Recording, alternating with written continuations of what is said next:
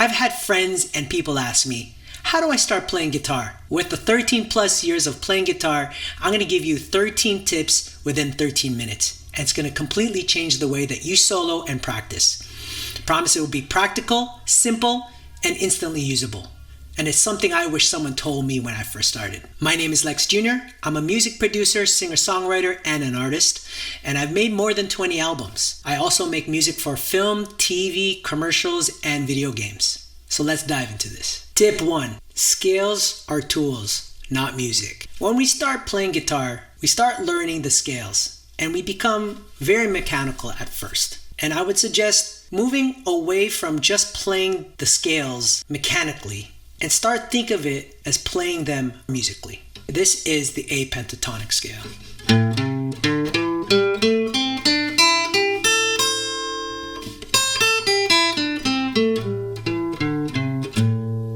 When you start playing the scale the same way, you start realizing you're just playing the scale and you need to get out of your head to be a bit more creative.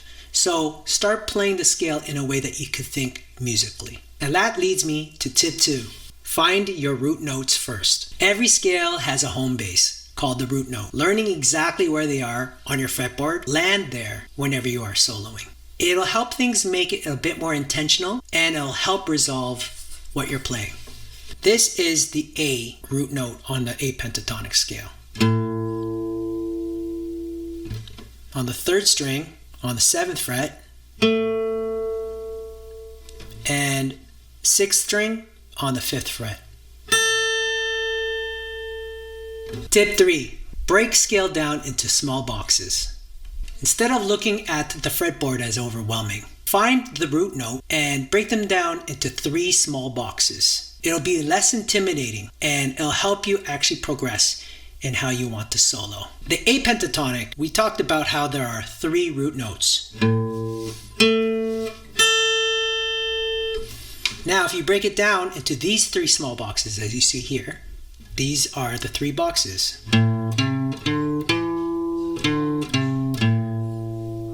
That's box 1, box 2 with A root note.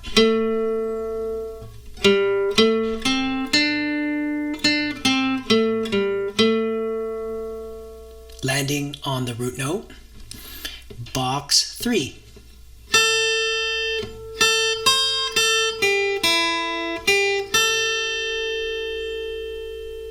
Landing on the highest A root note.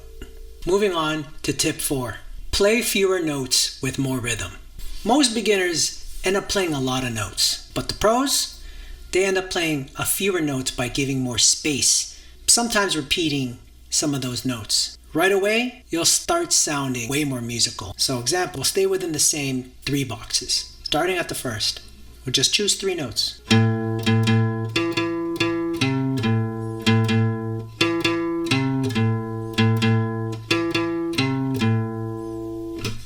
Second box.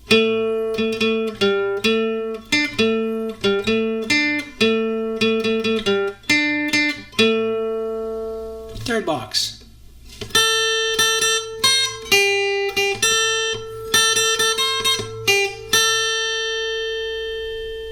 Tip 5. Practice over a metronome. A metronome is not just a click. Think of it as a drummer. Get into the groove by playing a little bit faster, playing a little bit slower. And when you do, you'll start finding the pocket and you'll start seeing where the magic is. You'll become way more musical and it becomes less intimidating. We'll play the scale at 80 beats per minute.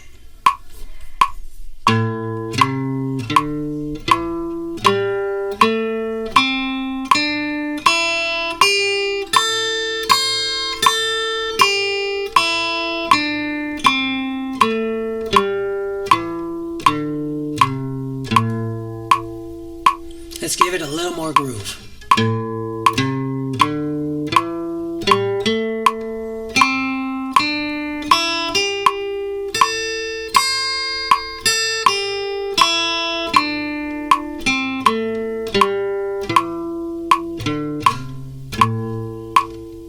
Now that leads us to the next tip. Tip 6. Practice at 3 different tempos. Don't just focus on speed. Think of it as trying different genres when you are playing at different speeds. Try 60 beats per minute, 80, 100, or 120. This will give you different feels at different speeds, and it'll give you a chance to try different phrasing when you do either the scale or you try to jam within your solos of those 3 different boxes. Let's try 60 BPM.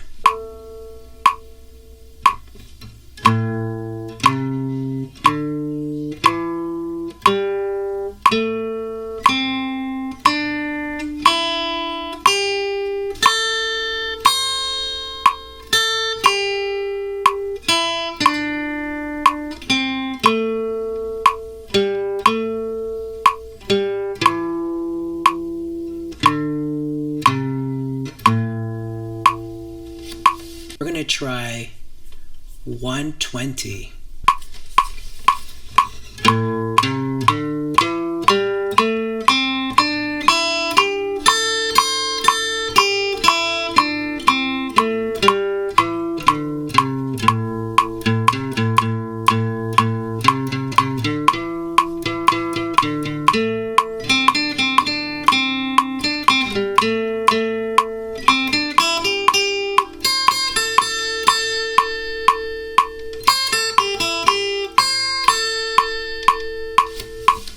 Tip 7, make it sing.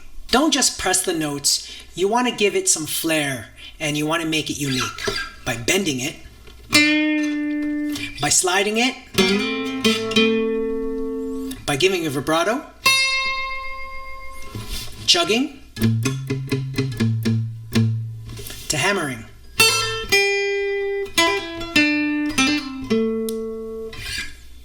This is what makes it magical. It's what gives your music soul, gives your whole solo that musicality that you're looking for.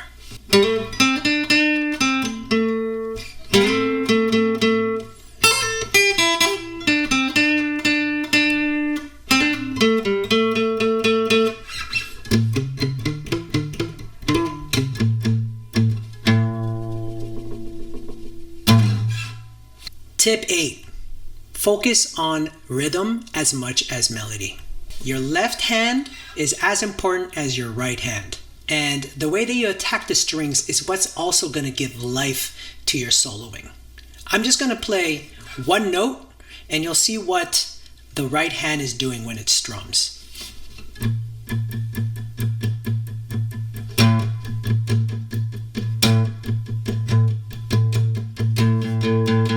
Now I'm going to give it a little bit of solo.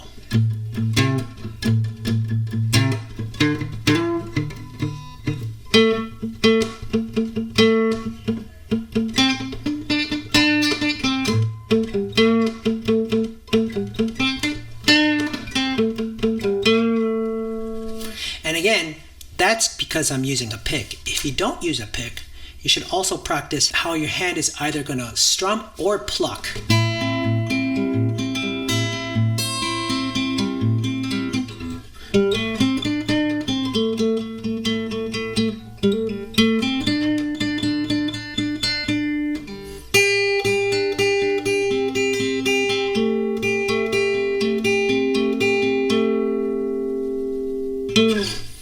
Again, these are the type of sounds and techniques that you'll start hearing more as you try using the difference between using a pick and finger picking. Tip 9, always aim for vibe, not speed. Speed is cool, but vibe is everything. A simple phrase will beat any messy shred any day. You want to focus on nodding people's heads as they vibe to your track versus focusing on the technique that you're playing.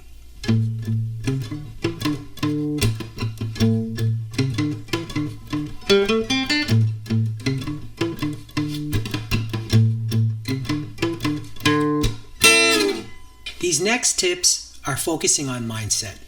If you could get these mindsets in place, I can guarantee all the skills that you've learned is going to set you up to win. Tip 10 is setting micro goals. Setting micro goals is what I call baby steps. Yes, we want to go and already start shredding, but maybe it's good to just start playing one note and mastering that one root note and playing around it. And then the next day is playing 2 notes and mastering playing 2 notes around the 2 different boxes. And then the 3rd box. And then maybe the next day is just practicing bends. These small goals stack up.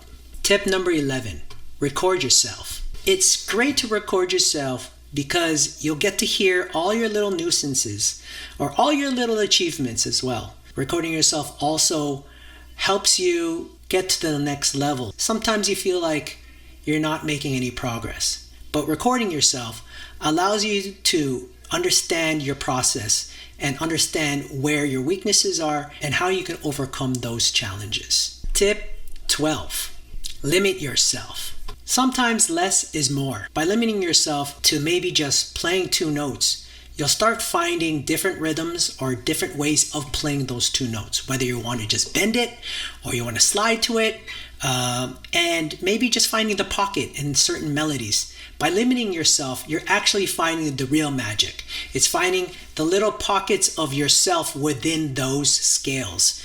And this is where you become a true guitar player. You got to find the soul. And last but not least, tip 13. Set goals or have a purpose. You can just play scales all day. But what is your goal? Is it that you want to actually learn a lead? Is it the fact that you actually want to practice soloing yourself? Then if that's the case, then it is good to practice certain bends because you really want to solo.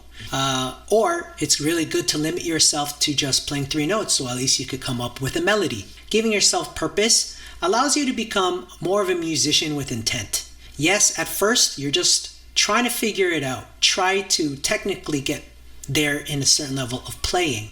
But as you move from mechanical to musical, you'll start asking yourself, what next? It might be just playing your favorite tune, or it might be, hey, I want to produce. And if you do want to produce, check the link below as you can subscribe to my channel, and I'll have a newsletter for any updates on any production or any guitar tips that I'll be giving away for free. It'll allow you to become that artist, that creative that really is coming out of their shell and becoming more confident, not only as a guitar player, but as a person, because you challenge yourself and you got there. Again, keep practicing, give yourself purpose, and set your goals. And there it is. 13 guitar tips within 13 minutes. I hope you had fun. And if you had a special guitar tip that you liked the most, please leave a comment below.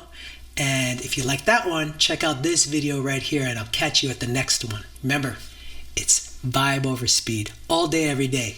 Peace.